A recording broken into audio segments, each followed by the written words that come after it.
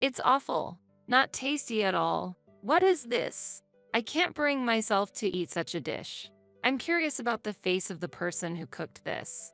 Leaving those words behind, my mother-in-law smiled lightly, looked at me intently, and eventually, while slightly touching the food on the plate, ended up throwing it in the trash. Seeing her behavior towards the food, I honestly wondered what kind of person she was. Was it really appropriate to treat food in such a way?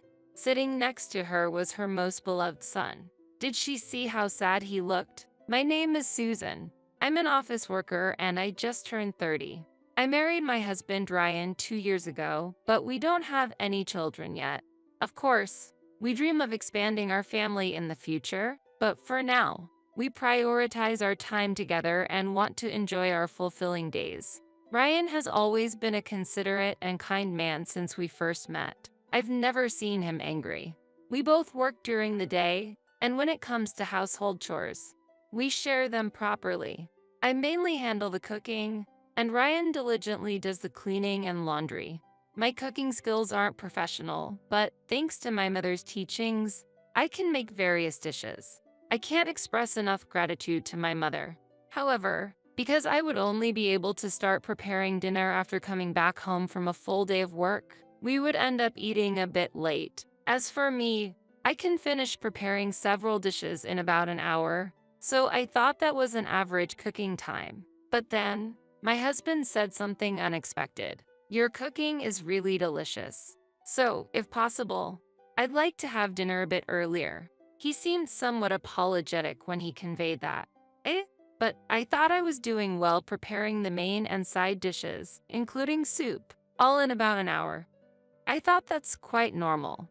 As I looked a bit puzzled, Ryan immediately added, "No, that's not what I meant, sorry. I'm not saying you should cook faster. It's just that my mother always prepared this amount in about 15 minutes.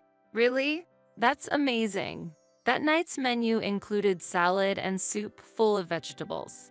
For the main dish, there was steak, and as a side dish, mashed potatoes. Thinking that all these could be made in 15 minutes made me wonder, perhaps my mother-in-law is exceptionally good at cooking? With a slight competitive spirit and pressure, I was motivated to cook daily for my husband. I made preparations so that dinner would be ready right when we got home, and I would even cut ingredients and do some prep work the night before. But no matter how hard I tried, I couldn't get it under 30 minutes, always feeling regretful while keeping an eye on the time. Nevertheless, Ryan never complained and helped with laundry and other household chores while I was cooking. Ryan, I'm really sorry. I'm trying to be faster, but it seems 30 minutes is my limit. He comforted me, saying, "It's my fault, isn't it?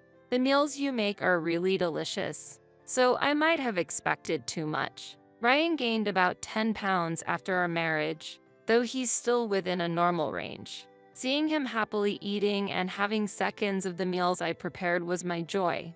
As time passed, the topic of visiting our parents' home after a long while came up. "Hello." When I greeted everyone cheerfully as usual, a voice came from inside the house. "Susan, you're as energetic as ever. Your voice reaches every corner of the house." My mother-in-law's voice was light, and she seemed to be smiling, but her eyes were not laughing. This kind of thing happens all the time. In other words, she was probably being sarcastic by saying that the sounds I made were noisy today, but I didn't mind it. From the outside, it looked like a good relationship between a daughter-in-law and a mother-in-law. But the mother-in-law was really skilled at mixing female-specific sarcasm into praise and indescribable jokes. Naturally, my husband and always calm father-in-law never noticed it. In fact, I knew before I got married that my mother-in-law didn't like me. The cause was during a meal when both families gathered. "Oh, isn't that Susie?" The one who spoke to me like that was Ryan's grandmother. "Ah, Hilary, why are you here?" My mother-in-law looked at us calling each other so casually with a questioning and stern expression. Seeing my mother-in-law's demeanor, I tried to show respect by saying, "Good day. Might you be Ryan's grandmother?" But it was already too late. My mother-in-law was staring at me as if I was an enemy. I regretted it, but it was already too late. Since I had known beforehand from my husband that the relationship between his mother and grandmother was not good, I felt I should be careful. That day, my grandmother couldn't attend the gathering because she had a cold. Hillary's residence and the house where I grew up were close, and Hillary was a good friend of my grandmother. When I was living at my parents' home, she often came to visit, and since I loved my grandmother very much, I also got along very well with Hillary. They both lost their husbands, but they were spending their later years enjoying life with the motto, "Let's have fun even at our old age." When she looked at my clothes, she would say, "Susie, that coat looks warm. How much does it cost?" "This coat? I got it for about $20, I would reply. The three of us, my grandmother, Hillary, and I enjoyed our similar preferences. I want to go to a bar. Whenever there was such a request, I happily accompanied them. Hillary was like a second grandmother to me. My daughter-in-law is a bit clueless. She's not a bad person, but she's stiff and hard to get close to," Hillary often said. I thought it was harsh, but I never imagined I would experience something similar myself. After getting married, as I had imagined, the subtle sarcasms from my mother-in-law never stopped. "Susan, your makeup gets thicker every time we meet, doesn't it? Youth is wonderful." Or, "Ryan, you seem to have gained a bit of weight since you've been with her. Is the balance of your meals okay? Or is it the influence of both of you working?" There was a daily barrage of sarcasms. There was a time when I brought several dishes I had cooked for some occasion. "Susan, you're good at cooking, aren't you?" When my father-in-law commented like that, my mother-in-law was clearly displeased. After eating just a little of my dish, she said, "Is this really so amazing? I can make it easily, too." Showing off something like this lacks class, and spoke in a voice that only I could hear. After that, my mother-in-law didn't eat at all. Mom is also very good at cooking, so we are lucky. Right, Dad? When my husband said this, my father-in-law nodded. My mother-in-law wasn't displeased with that comment, and soon regained her mood. Her mood changed frequently, like a roller coaster. I felt a bit sad, wondering if the meal I made was not to her taste. But when I looked away for a moment, the leftover food had disappeared. When I secretly peeked into the kitchen, I witnessed my mother-in-law transferring the remaining dishes I had cooked onto a plate and storing them in the freezer. Does that mean she liked it? Is she just being very moody, perhaps? I had the luxury to feel that way at that time. However, after hearing my husband's remarks the other day, I held a subtle sense of competition with my mother-in-law. "Mother, I heard from Ryan that you can prepare meals in a short time. I'd love to learn your secret." To that suggestion, my mother-in-law briefly showed a displeased face and retorted, "Why do I have to teach you? That's an absolute no. You're still a beginner. You have no idea how much time it takes to reach a level like mine." As usual, I received a slightly harsh response. It was particularly strict when it was just the two of us. No proper eye contact, not even looking straight at me. Being avoided to this extent hurt me, too. When we met before the meal, she was kind to me. However, as soon as she learned that I got along well with Ryan's grandmother, her attitude toward me changed 180 degrees, and she started treating me like an enemy. I hope that if we could understand each other a little more, we could build a better relationship, but it felt like a distant dream. The time I spent worrying increased day by day. Every time I visited my in-laws' house, my mother-in-law prepared the meals by herself. Actually, when I first visited my in-laws' house shortly after getting married, I once asked her, "Mother, is there anything I can help with?" I called her out from behind, but I didn't expect that it would surprise her very much. "This place. You shouldn't open it without permission." She suddenly closed the door to the kitchen. My reaction upon hearing that was one of great surprise and also confusion. I had heard from friends who were troubled by being strictly taught by their mother-in-laws, or who were made to repeatedly serve coffee during Christmas. So I felt that it was a relief for me in terms of not having to cook. It was a bit hard to be instructed to constantly tend to the garden during the cold Christmas Eve. However, It wasn't too difficult because my husband helped me halfway through. Thinking about it, the speed at which my mother-in-law's cooking appeared on the table was indeed fast. The first dishes served included hamburgers and potato salad. Then came corn soup and several other dishes. Each was at just the right warmth, had a somewhat nostalgic taste, and was very delicious. I would be happy if she could teach me her recipes. With that in mind, I started to often look at recipe books during my break time. Susan, you've been looking at cooking books a lot lately, haven't you? I'm really impressed that you're bringing such elaborate homemade lunches every day. I usually have frozen meals for lunch. The one who approached me with a smile was a younger colleague at the office. If I were single, I think I'd be no different from you. The frozen meals nowadays are well balanced, so I think that's fine. After listening to my words, my junior colleague passionately talked about his favorite frozen meals.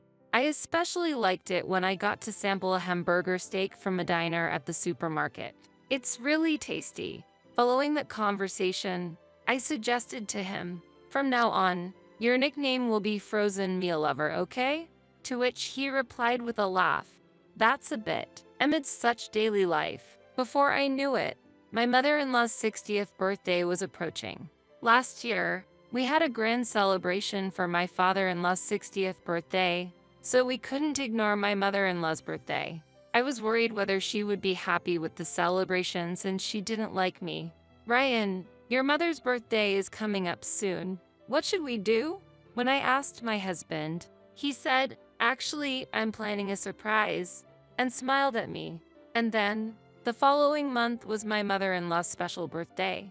I had a meeting with my father-in-law, and he agreed to take my unsuspecting mother-in-law out of the house for a while.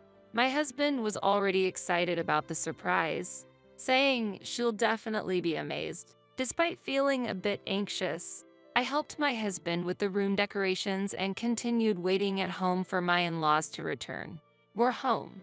I heard my father-in-law's calm voice from the entrance of the house. That was the signal for the start. My husband and I hurried to the entrance and, with the crackers we had prepared earlier, we loudly said, "Happy birthday, Mom." However, when I saw my mother-in-law's face, her reaction was underwhelming. Honestly, she seemed even less happy than before. Trying to surprise me? But why here? This must have been Susan's idea, right? She glanced at me with a glare and then quickly entered the house. It was common for my mother-in-law to be cold to me, but it was surprising for her to act this way in front of her son and husband. Afterward, my father-in-law said, "I'm sorry. I got into a bit of an argument with Mom," implying that my mother-in-law got upset over something minor and hardly spoke on their way home. Feeling troubled, we followed her. As soon as she entered the living room, she let out a deep sigh. We had worked hard on the decorations, but she didn't seem to have any particular reaction to them. She sat down heavily on a chair, clearly in a bad mood. This atmosphere, it's not fitting for a celebration. It's awful. That's how I felt. "Oh, what about dinner? We worked hard for it." Then, my husband and I proceeded to the kitchen. That's when my mother-in-law yelled at me with an unexpectedly loud voice. "Wait, did you enter the kitchen without permission? Susan, can't you keep a promise?" She stared at me intensely. While I was struggling to respond, my husband said, "Why are you so irritated, Mom? It's okay to enter the kitchen." I told her it was okay. I had promised my mother-in-law not to enter the kitchen alone, but my husband, with a smile, encouraged me to go in, saying it was fine. Unable to say anything against her beloved son's words, my mother-in-law quieted down. My father-in-law watched the situation with a wry smile. The atmosphere was a bit awkward, but the hastily prepared, slightly unappealing dishes were lined up on the dining table. Perhaps out of consideration, my father-in-law kindly commented, "This looks delicious. I can't wait." But my mother-in-law was constantly in a bad mood, sulking like a child. When all the dishes were ready, we started the meal with "Happy birthday, Mom. Cheers." It was right after that. Disgusting. Not delicious at all. What is this? I can't bring myself to eat such food. I'm bothered by the face of the person who cooked it. My mother-in-law suddenly said that. Her gaze was definitely directed at me. Of course, it wasn't a fact that it was disgusting, but rather a sarcastic comment from her. When I remained silent, my mother-in-law added, I don't know how much effort you put in, but if this is the result, you still need more training. She snorted and smiled smugly. Her behavior didn't stop there. Saying, I can't eat such food, she threw the dishes into the trash. Unable to contain my anger, I raised my voice. What are you doing? Please apologize. Even so, my mother-in-law did not listen to my voice. In the quiet room, my husband, his voice trembling, said to me, Susan, that's enough. Let's leave this place quickly. However, my mother-in-law watched the exchange with a look of surprise on her face. After that, my usually calm father-in-law raised his voice. What have you done? Ryan worked hard to prepare those dishes for you. At this, my mother-in-law's face changed color in surprise. Perhaps she hadn't noticed because of her excessive anger, but Ryan's hands were covered with multiple band-aids. Seeing this, it seemed that my mother-in-law finally understood the seriousness of the situation. Oh, despite that, what have I done? Though my mother-in-law was shaken, there was no one there who felt like helping her. I spoke to my mother-in-law calmly. I know you don't cook much, mother-in-law, but preparing ingredients, seasoning, and cooking takes a lot of time and effort. But as I imagine the smiling faces of those who will eat it, I continue to cook with all my heart. As my mother-in-law remained silent, I said, I'm sorry. I couldn't find time to make the cake myself, so I bought it. I thought I would chill it in the refrigerator. So I opened it. At those words, my mother-in-law's face, which had been pale, suddenly flushed. When we opened the refrigerator, the reason for my mother-in-law's fast cooking speed became apparent. Inside the fridge was mostly microwave-ready foods, with famous brand cafeteria-style dishes being particularly noticeable. As we opened the freezer, we found it was packed with frozen meals. Seeing this, my husband smiled and said, Oh, it seems Mom is not good at cooking either. With her birthday approaching, Ryan was excitedly planning a cooking surprise. And for the next month, he practiced cooking night after night. You've been cooking so much, Susan. I'm always grateful for your delicious cooking. I'm looking forward to seeing the happy look on Mom's face. My husband often said, I suggested it would be better to cook at home and bring it, but he was determined to cook at his parents' house, wanting her to taste it fresh. I was worried, so I bought everything from cooking utensils to seasonings. My husband laughed cheerfully at me carrying even knives and cutting boards, but my intuition was right. My mother-in-law's kitchen was surprisingly clean. Many of the seasonings were old, and the cutting board was a bit dusty. I wasn't too surprised when I opened the refrigerator. I had noticed my mother-in-law's secret before. The hamburger steak I got from my junior colleague the other day had the same taste as the hamburger steak my mother-in-law was proud of. When my mother-in-law was cooking, I frequently heard a beeping sound. Today, I realized that it was the sound of the microwave. Microwave-ready foods are not bad. I also use them when I'm busy, but it felt questionable to boast about them as homemade. As she was still silent, I said this to her. My father was very poor as a child, and if I left even a little bit of food, I would be severely scolded. I was taught that those who take food lightly are the lowest as human beings. And with these words, it meant my mother-in-law fell into that lowest category. Furthermore, my father-in-law surprisingly added that he had decided to divorce her. What she had done was unforgivable, he said. No, please reconsider the divorce. In response, he sternly replied, You are apologizing to the wrong person. My mother-in-law quickly looked toward us and apologized sincerely. Whether or not they would get divorced was not an issue to me. However, I felt that it would be difficult for me to have a good relationship with such a mother-in-law in the future. For the past month, I had witnessed my husband's efforts, so I was purely disappointed. Glancing at him next to me, his expression was very angry. Unlike his usual self, after he finished tidying up his things, he said, Why should I forgive you? Those who take meals lightly are the worst human beings. Moreover, your attitude towards Susan throughout today was terrible. I'm sorry, but I don't want to see your face again." And with that, he left the house. Seeing him angry, I couldn't hide my surprise and said, I'll also take my leave, and I left my in-laws' house with my husband. I heard the crying voice of my mother-in-law from behind us, but I did not look back. After that, regarding my parents-in-law, it was somehow agreed that my mother-in-law would stay at their house under the condition that she would change her attitude toward me. Otherwise, her husband would divorce her. There was one phone call of apology to me. "I'm sorry, but for some reason, I just don't like the way you talk to me as your mother-in-law," she conveyed. "It may be a long time before I can hear a sincere apology, but I'm not looking for one. Whether they would get divorced or not, honestly, feels irrelevant to me."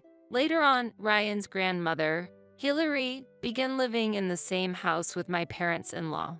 Originally, the house belonged to her and she lived there with them, but both parties were stubborn, and their relationship had been bad since the early days of marriage. Apparently, Hillary had fled to her daughter's house, which was near where I lived. Hillary, having heard about the recent incident regarding my mother-in-law's 60th birthday celebration, got angry.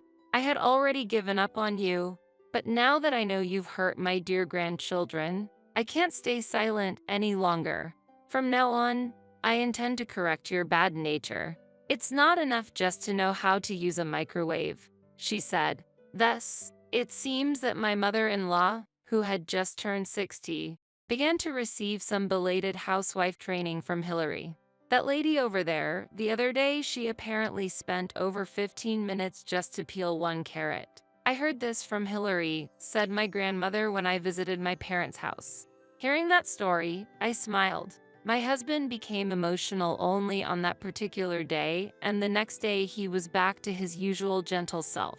As I saw him eating the food I made happily, I wondered if what had happened was just an illusion. But clearly, it wasn't a hallucination, and it seems he has no intention of forgiving his mother in the future.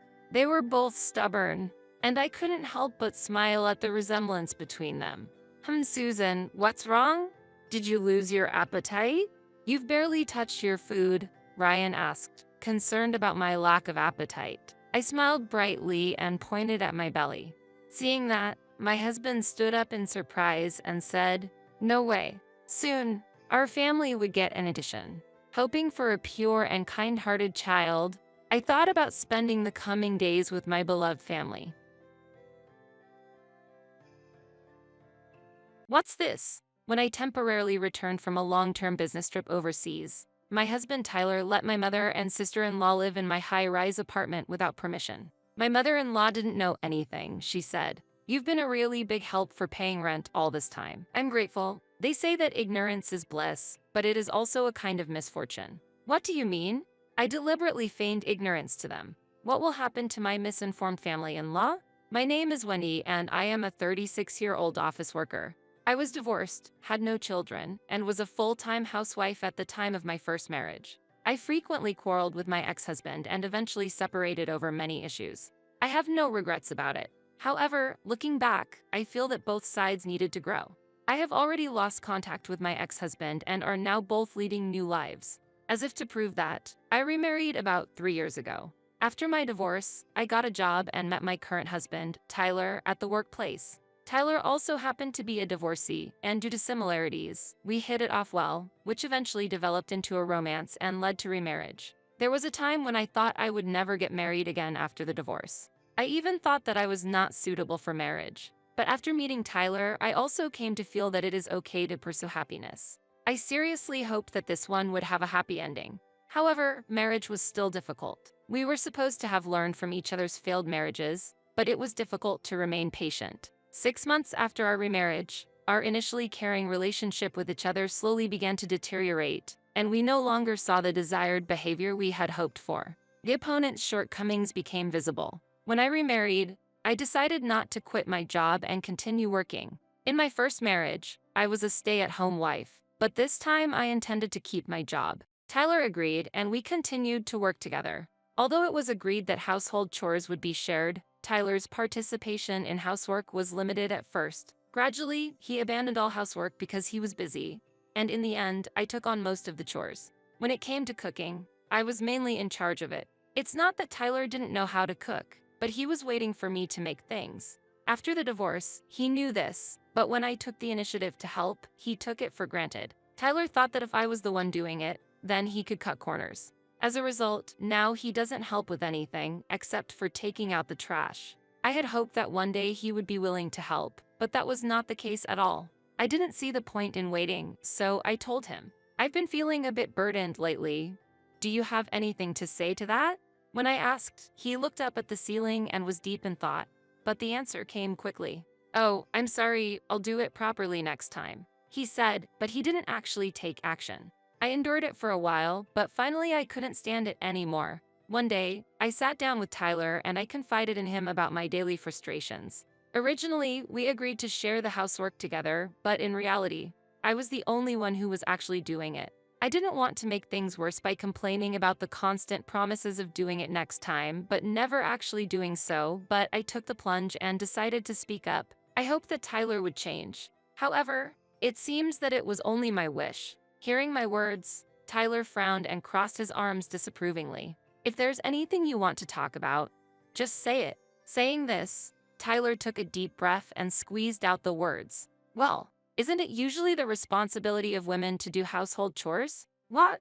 "I'm sorry, I want you to listen without being offended, but when my previous wife was also employed, I left the housework to her, so I naturally thought that you would be in charge." He also made a preamble before talking about something difficult. And I was a little offended by his words, because I felt that I was being compared to his previous wife. Now, the reason why Tyler divorced was somehow understandable. He may not have meant it, but he unknowingly said things that irritated the other person or behaved in a way that he didn't notice. It was unlikely that the dissatisfaction would increase all at once, but if accumulated gradually, anyone would have been angry. I also felt irritated like this, which may have been an unpleasant trait for men. "Let's stay calm here." Much more modestly and gently than usual, I asked him to share the household chores again. Tyler also understood, so I decided to wait and see. However, human beings do not change so easily. Despite my request, within 2 weeks the situation had reversed. Busy, tired, and out of hand, enumerated useful excuses, and Tyler was escaping from household chores. At this rate, it was inevitable that an argument would begin. Shortly after remarrying, tension began to rise between us. I wondered if this was the reality of couples, and looked back on my first marriage. But Tyler wasn't the only one with difficulties. My mother-in-law was also a nuisance. When I remarried, I visited my mother-in-law for the initial greetings. At that time, very heavy words were thrown at me. "Tyler thinks this is his last chance. Wendy, can you take care of him?"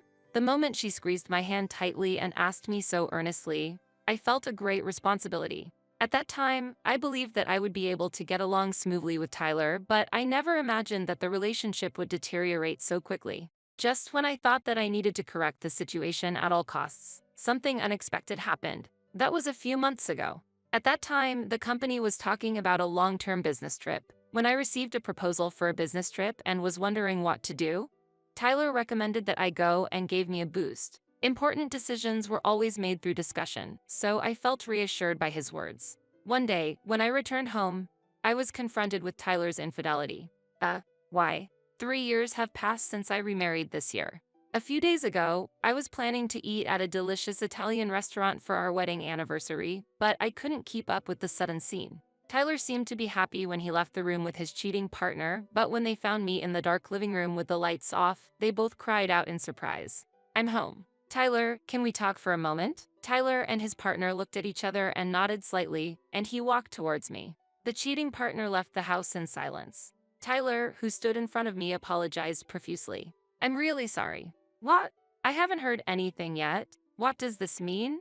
I asked him what he was apologizing for because he apologized first. Then he began to explain the details of the affair. His lover was a junior at work, and they often worked together late on projects he was in charge of. At first, it seems that it was intended to be a one-time thing, but it looks like they met many times and had an affair in the end. I recorded this conversation to avoid any discrepancies later on. I didn't expect him to confess so honestly, but I think he had no way out because he got caught in the act. I've pretty much figured out what's going on. I'm sorry, but I'm thinking of separating. Can you leave? What? What happened so suddenly? You know my mom is coming to visit, right? Of course I know, but I can't help it, right? It's urgent. At these words, Tyler's face stiffened and he turned his head. If it's my husband's house, I won't complain. However, this high-rise apartment was where I lived since before I remarried. In other words, it was not property of husband and wife. At that time, I decided to take a long-term business trip. It wasn't a change of pace, but I wanted to calm my mind by focusing on something else. I told Tyler to leave while I was on a business trip. He begged for the last time. Please, I'll take care of all the housework, so. I'm sorry, I'm not generous enough to tolerate infidelity. I just want some time to think about it, so I just want you to be grateful that I don't ask for a divorce right away. Tyler was speechless. After that, I went on a business trip. My mother and sister-in-law often visited. But what will happen when they find out the truth? It's hard to imagine, but they will probably contact me. After returning from a business trip, the opportunity to return home for a short period of time arose. However, there was no family waiting for me. My marriage to Tyler continued, but nothing had been decided about my future yet. I was hesitant to give our marriage another shot. I thought I had learned from my previous mistakes, but it ended up being a failure again, and this time due to cheating. This situation was worse than last time. Above all, I despised cheating. It was hard to forgive, and I was considering divorce myself. I was also aware that this would lead to a second divorce. I thought it might be a good idea to meet him at least once when I returned home, so I decided to contact Tyler after returning home. When I got home, I felt uncomfortable with the unnatural noise. Why was there so much noise? Tyler should have already left the house, but when I entered the house carefully. Oh, Wendy, it's been a long time. What are you here for? What's this? What is this situation? To my confusion, my mother-in-law said, now that you've accepted the divorce, have you calmed down? I couldn't grasp the meaning of her remarks. What did her words mean? At that time, my mother-in-law told me something unbelievable. I've heard that you cheated on Tyler and went to the other man. What? I thought you were caring because you were both remarried, but your actions were disappointing. Honestly, I was disappointed. Really?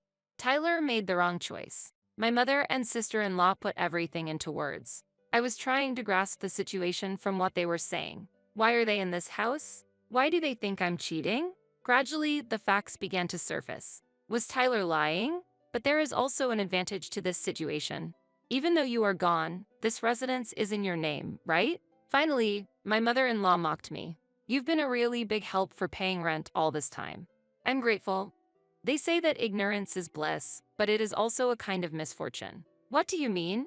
I deliberately feigned ignorance to them. What are you talking about? It's not me who was cheating. It was Tyler. I notified you about living apart, but what's wrong with that? They looked at me and stopped in amazement. Tyler was cheating? That's a lie, no? I interrupted my mother-in-law and said, has Tyler ever presented you with evidence that I am cheating? Well, no, because he said he didn't want to see it. Notice your mistake, and look at this instead of the supposed evidence of my infidelity that my husband claims he has. I presented a recording of Tyler talking about his affair to my mother and sister-in-law. My mother and sister-in-law covered their mouths with their hands. The story from Tyler and the story I told them were different, and they didn't even seem to know the fact that we lived apart. Therefore, he should be able to leave this house now. But why are you here? My mother-in-law responded to my question a little later. He didn't want to be alone because he was anxious, so he suggested that we live with him. I'm here because of the same reason. They seem to be quite free to act. I had no other choice. I immediately contacted a lawyer and made a request. I had already consulted a lawyer before the trip and was ready to make a request. I'm going to spend tonight somewhere else. Against my mother and sister-in-law, I decided to take a fairly clear position. Return to your original residence by tomorrow, or we will take appropriate legal action. I strongly told them. When they heard these words, their complexions immediately turned pale. The next day, the situation took a sudden turn, and Tyler suddenly contacted me. From the messages he sent me, there was a clear sense of impatience, and I could see that there was probably a lot of pressure from my mother and sister-in-law behind it. And the next day, when I met him as promised, his eyes were almost closed, and it was clear how mentally cornered he was. You look pretty tired. Did you have any trouble? When I asked, his appearance was so heartbreaking that I couldn't help but laugh. even considering the facts I knew. At that time, Tyler suddenly fell to his knees and pleaded earnestly, "Please, don't abandon me.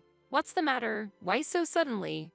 When I asked, he continued, "I heard from my mom and sister, and they knew I was lying. So I thought I'd give it one more shot." I was surprised. "Oh, really?" But Tyler asked for another chance in this difficult situation. He seemed to think that in order to regain the trust of his mother and sister, he would need to convince me first. He spoke to me sincerely. When I look back, it was all my fault and I regret it. From now on, I want to grow as a person. That's why I want you to see the new me. In spite of Tyler's passionate speech, I was determined. "I'm sorry, I can't do that." "Why?" He couldn't hide his look of surprise and disappointment. "You promised to help with the housework, and you said we were going to separate, so you should have left the house, right? How do you think I can trust you from now on that I was lied to by you and let us live in that house?" Tyler choked up. After returning to the US, I had already begun to think about divorce, but when I returned home, my thoughts turned into conviction. No more hesitation. "I've already hired a lawyer so that I can move on. Can you get in touch with them? And I've already told your mother to leave the house, so please leave as soon as possible." "You're kidding."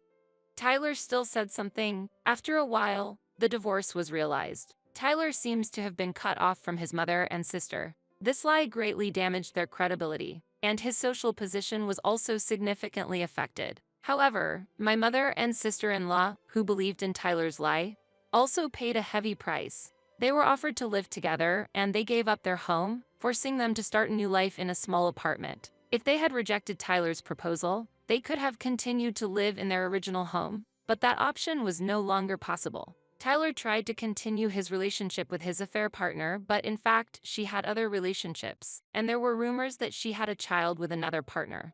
I heard that Tyler retired from the company because of the shock, and now he is living a life where he lines up at the casino in the morning and only his debts continue to increase.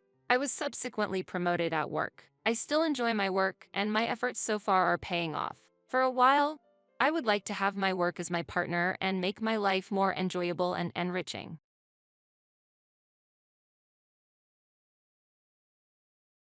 It seems my husband has been possessed by an evil spirit. This house will be given to Jenny. If you disagree, let's divorce. To think that the house I bought would be given to our eldest son's spouse. You better leave this house quickly. Ha ha. My husband sided with his daughter-in-law. I will put the house under my name. A monthly repayment of $1,800 is possible. Ha ha. My eldest son is also on his wife's side. Well, I'm no longer attached to such a dirty house. Then, as you all say, I will leave this house. You three will suffer from now on. Be on the lookout for what's about to happen. My name is Dorothy, and I am 60 years old. I hold a senior position in a leading company and have a higher status than usual.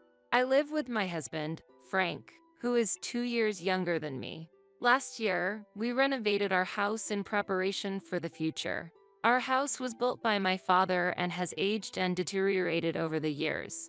Therefore, we wanted to improve the living conditions to spend the coming years comfortably. However, considering our age, the monthly repayment amount is somewhat high at $1,800. But since I am an executive at a large company, the chances of passing the loan screening are pretty high. Frank works in management at a medium-sized restaurant but earns less than me, so the loan is more likely to be approved in my name. My salary alone makes it difficult to continue with the house loan. This house, originally belonging to your father, is currently registered in your name. I'm sorry, but could you take on the full amount of the loan? In return, I will contribute more to the household than before. After such a discussion, we decided to renovate. The renovated house has become more comfortable to live in, almost like a different place. It's very pleasing to know that by renovating the house I've lived in since childhood, I can continue to live here for a long time. I never imagined that the day I would leave this house would come. It was sudden. My cell phone vibrated. I'm getting married. My son Steve told me over the phone. Steve is 31 years old and works as a middle manager in a leading company.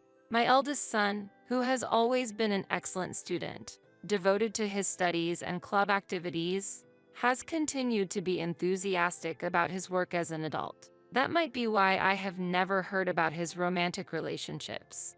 I was very curious about the woman he was considering marrying. I wonder what kind of person she is. If Steve chose her, she must be charming. However, I'm worried that Steve, who has little experience in love, might be taken advantage of by someone with ulterior motives. I was filled with excitement and worry about meeting the woman my son brought home for the first time. Then, the day of the first meeting arrived. A woman with brown hair and a white chiffon dress, exuding purity, came to visit. "I'm Jenny, please take good care of me." She was polite and charming, making for a likable first impression.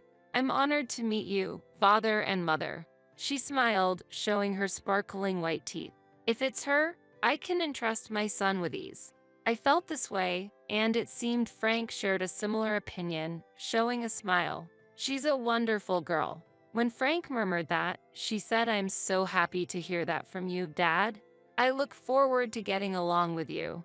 Gripping Frank's hand tightly and looking back at him. What's happening? Her intimacy surprised me, and I was a bit bewildered. Steve seemed surprised as well. However, a complex expression appeared on Frank's face. It wasn't jealousy, but it wasn't a comfortable feeling either. What are you doing?" I asked, wishing for her to avoid such actions for my son's sake. She panicked. "Oh, I'm sorry. I shouldn't have done this upon our first meeting," and quickly apologized, withdrawing her hand from Frank's. "I'm often told that I don't understand personal space. It's not intentional, but I'm truly sorry." It seemed like it really wasn't intentional. Still, I was somewhat surprised by her actions, considering I initially had a good impression of her. However, Steve truly loved her. Yeah, Jenny might have a strange sense of personal space. Haha, but that's part of her charm. I'm not good at talking with women, but she approached me proactively. That's why we could become so close and consider marriage. I didn't expect Steve, who is usually passive towards the opposite gender, to change so much because of Jenny. Please take care of Steve. Despite various emotions, if she is a good person, everything will surely be okay. I accepted their engagement. Afterwards, things progressed swiftly, and within a few weeks, they had officially submitted their marriage registration. I wished for the best for their future happiness. One day, half a year after they got married, I'm home. When I returned from work, there were unfamiliar women's shoes at the entrance. Stepping into the living room, I found Jenny. "Oh, Mother, welcome back." The table was littered with empty cans and bottles of alcohol. It seemed they were enjoying some drinks. "What's this?" I wondered about the two of them having a party without Steve. I happened to meet Jenny on my way back from work. We talked about wanting to get closer, so we decided to drink together. But since it was before payday and money was tight, I suggested drinking at home. Why have a party at home? It would have been ideal if Steve also joined, and we all could have had fun together. I don't want to intrude on the newlyweds, but it would have been better if we gathered at Steve and Jenny's place. I tilted my head and answered, "Indeed, we could have done it at our house, but the beauty of this residence is exceptional, and our place is a bit messy right now." Jenny's speech was unclear. She was slurring her words, clearly quite drunk. Hearing her normally precise speech become lax under the influence of alcohol was unexpected. But what was the reason for enjoying the alcohol just between the two of them? "Why didn't you call Steve?" I found it unusual for a daughter-in-law to come to her in-law's house to drink, especially during the honeymoon phase. After seeing them together, I started to look for Steve. Steve is currently busy with work and working late into the night. Because of that, I've been feeling very lonely. Jenny said, starting to cry. "It's okay, Jenny, you've done nothing wrong. The problem lies with Steve, who leaves you alone despite being newlyweds." Saying this, Frank gently stroked her head. Father, what is this situation? I feel increasingly uncomfortable." "Look, Frank, Jenny is Steve's wife. It's wrong to do this, especially to Steve." I scolded Frank for his excessive behavior. And then, suddenly, "Oh, don't be so harsh on Father." Jenny stood up for Frank. "What?"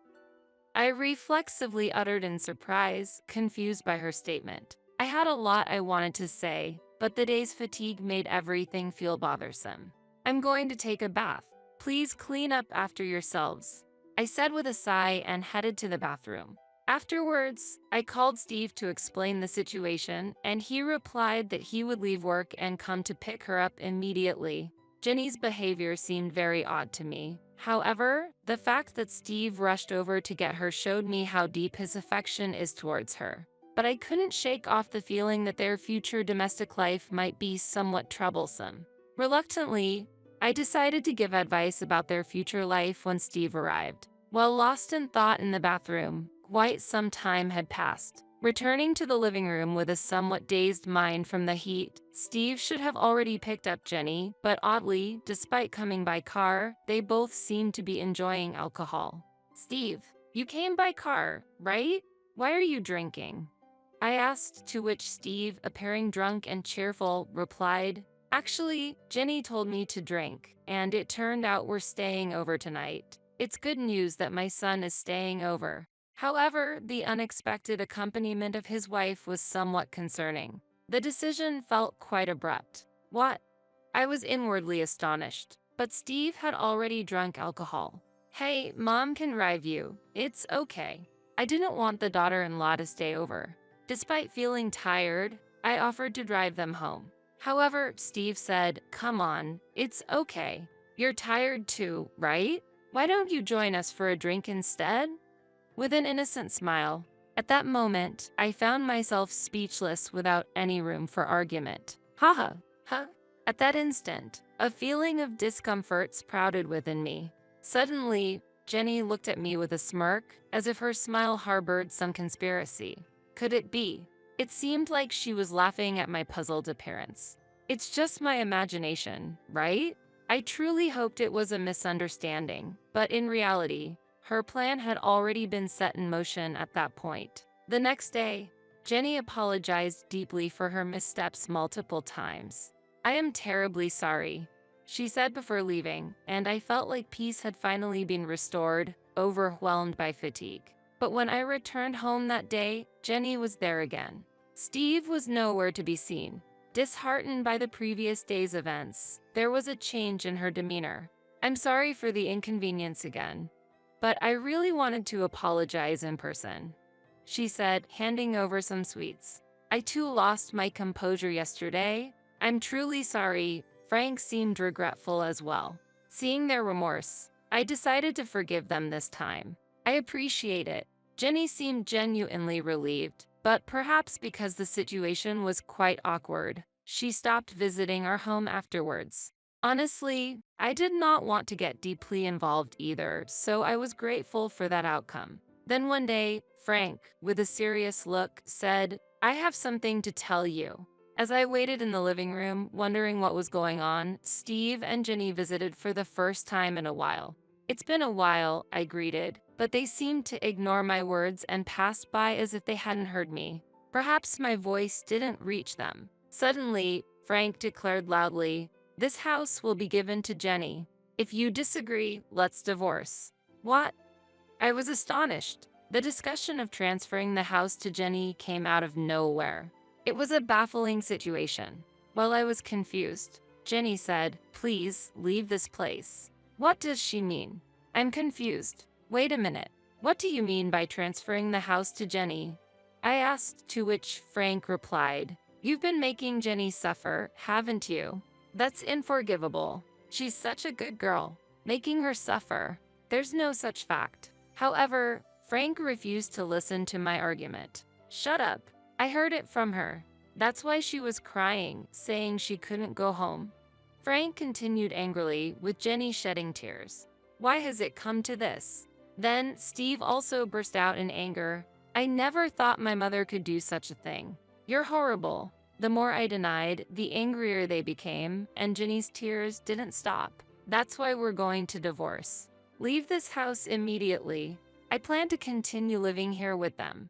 I couldn't understand why I had to transfer my own house to Jenny. When I asked for the reason, because Jenny is deeply hurt. We could have sought compensation, but we thought of a better solution. Taking this valuable house from you and giving it to Jenny is the appropriate punishment for you.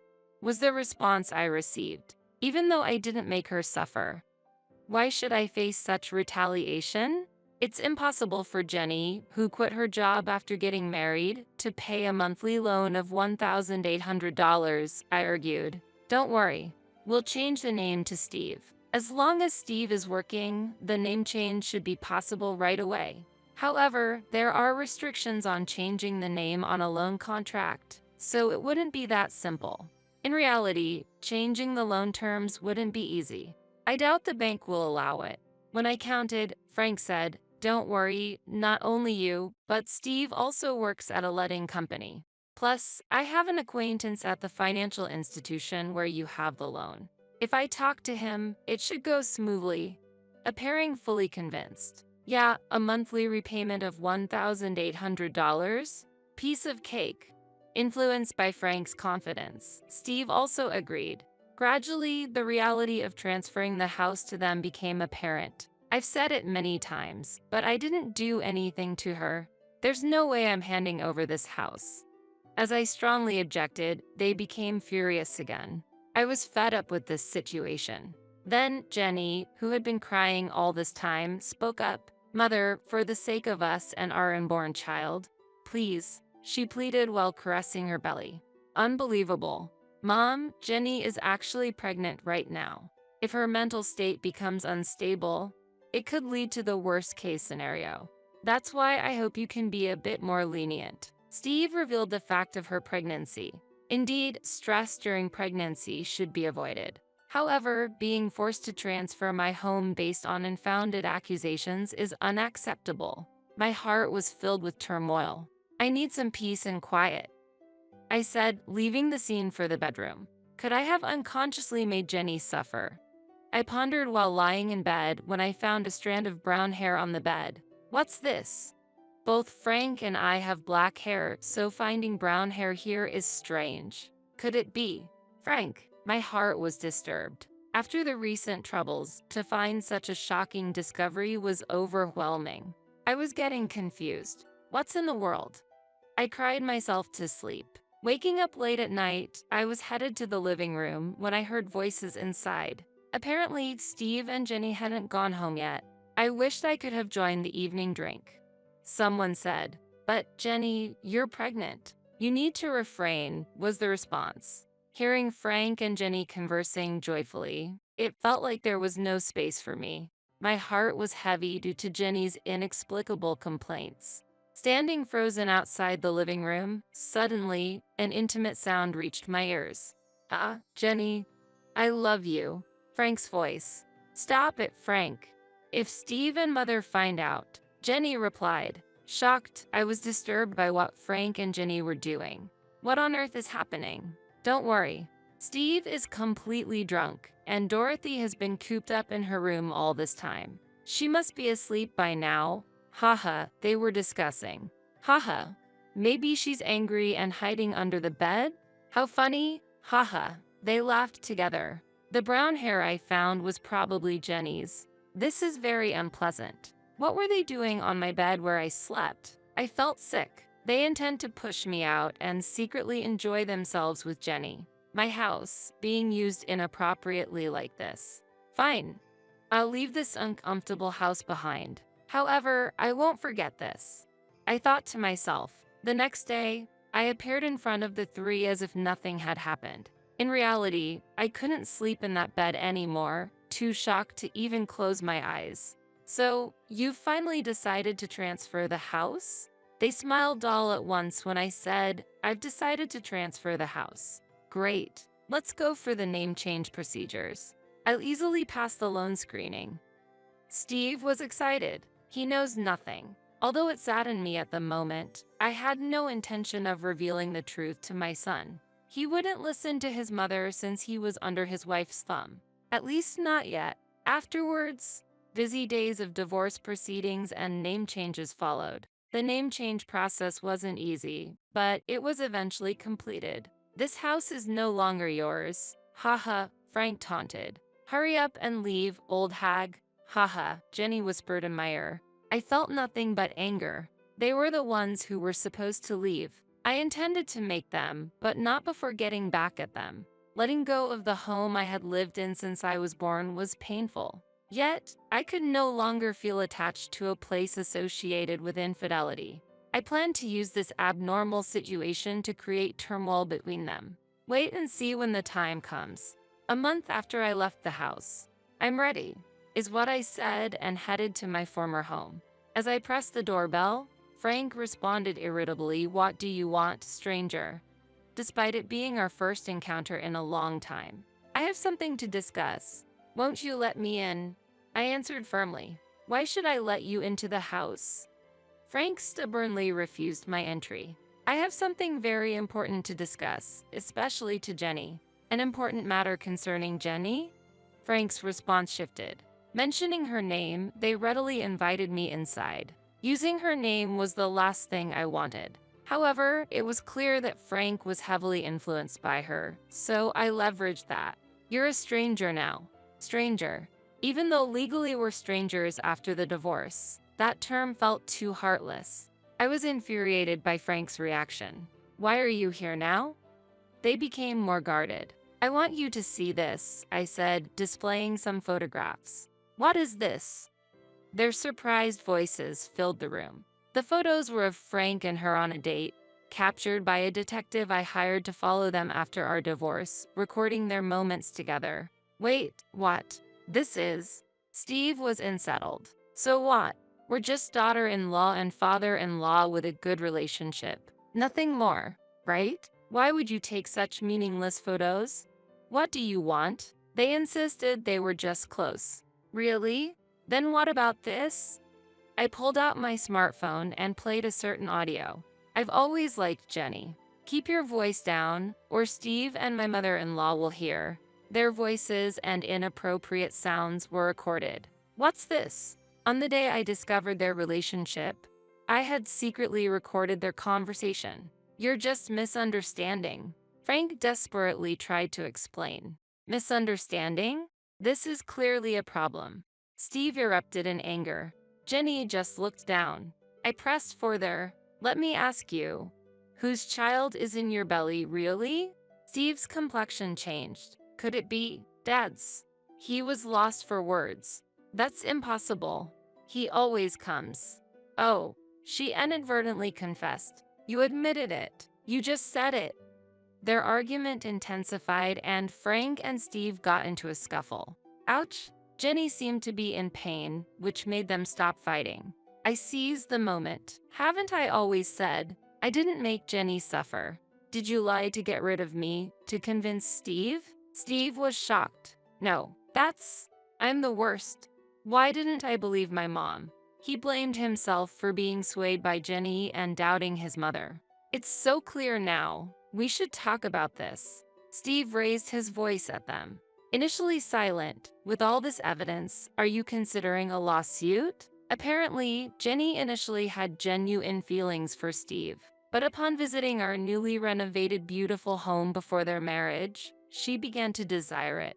My family home was a bit run down, and I aspired for such a beautiful house. The interior was also quite lovely. She tearfully explained. Wanting the house, she decided to get closer to Frank, using opportunities when he returned from work to drink without Steve. The months she didn't visit the house, she became close to Frank, plotting to get rid of me. "You could have just suggested living together from the start." When I said that, she remained silent before finally responding. "I don't have a positive impression of mothers-in-law. My own mother and grandmother were always fighting, and my grandmother constantly bullied my mother. So, I wanted to avoid living with my mother-in-law. Getting rid of you was the only solution to live comfortably in a beautiful house. If she had such an image of a mother-in-law, she wouldn't want to live together. But to go as far as taking my husband." However, how did Frank perceive this situation? I knew I was being used, but I fell for her the moment we exchanged greetings, shook hands, and she smiled at me.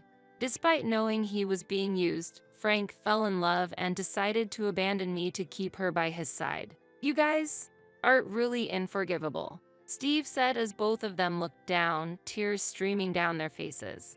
Steve decided to get a divorce. DNA tests on the newborn confirmed Frank as the father. "I won't be paying child support," he declared, demanding alimony from them. "I made a similar choice. I never thought I'd be demanding alimony from my own father." I gently patted Steve's head as he sobbed. Our lives were thrown into chaos because of a foolish woman's actions. However, the life that got thrown into chaos the most was her own, which she would regret forever. My prediction was spot on. 2 years later, she chose to continue living with Frank in a de facto marital relationship, claiming it was for the child's sake. And to work and raise her child, she had to leave her newborn at daycare. Today, "Grandpa, Dad came to pick you up, huh?" She seemed to attract attention from other mothers at the daycare. While the children played well together, she felt lonely not being able to make any mom friends. Additionally, when she explained her divorce and relationship with Frank to her parents, they got furious, directing their anger at Frank too. Now, she is estranged from them. This was all the result of her own choices. Meanwhile, Steve lives alone in that house. I wanted to sell it, but that would be too cruel to Mom. After all, this is the house where Mom has lived all her life. I couldn't sell a house filled with such memories. He felt disgusted by the house and considered selling it but couldn't due to guilt, possibly influenced by my repeated expressions of discomfort towards the house. He arranged for house cleaning and disposed of all possessions belonging to Frank and her. Steve, acknowledging the trouble caused by her, said, "It might be because of that woman, but I've troubled you, Mom. You might not be able to forgive me, but please let's meet up sometimes. Visit the house. And let me be a good son to you from now on." And gave me trip tickets. Steve has shown deep remorse. Although I can't forgive him just yet, I'm willing to work towards restoring our relationship.